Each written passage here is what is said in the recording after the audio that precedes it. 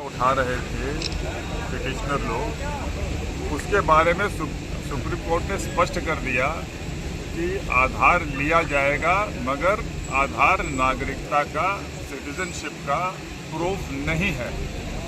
ये सबसे बड़ी बात जो आज स्पष्ट हो गई है कि आधार सिटीजनशिप का, नागरिकता का प्रूफ एविडेंस नहीं है।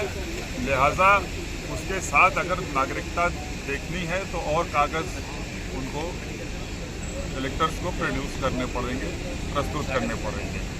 और इस संदर्भ में इलेक्शन कमीशन की तरफ से ये भी बताया गया कि संविधान में ये स्पष्ट प्राविधान है कि अगर किसी एमपी और एमएलए के संबंध में ये प्रश्न उठे कि उसने किसी और देश की नागरिकता को स्वीकार कर लिया है और इस कारण से उसकी भारतीय नागरिकता समाप्त हो गई है, तो वह मुद्दा राष्ट्रपति को रेफर होता है और राष्ट्रपति उस मामले को इलेक्शन कमीशन को भेजता है और इलेक्शन कमीशन की जो ओपिनियन होती है, जो राय होती है, उसी के मुताबिक उसको फैसला देना पड़ता है।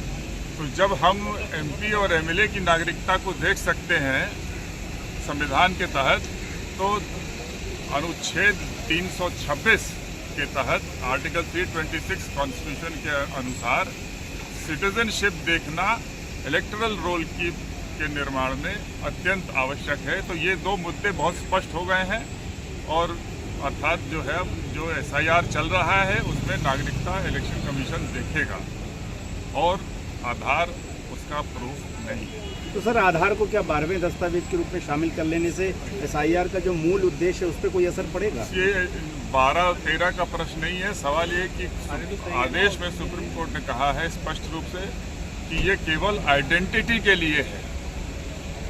आर्टिकल 23 का हवाला भी दिया और कहा कि ये आधार कार्ड स्वीकार किया जाएगा सक्षम अधिकारी के द्वारा और वह केवल आइडेंटिटी के लिए, ठीक है, थैंक यू, नागरिकता के लिए।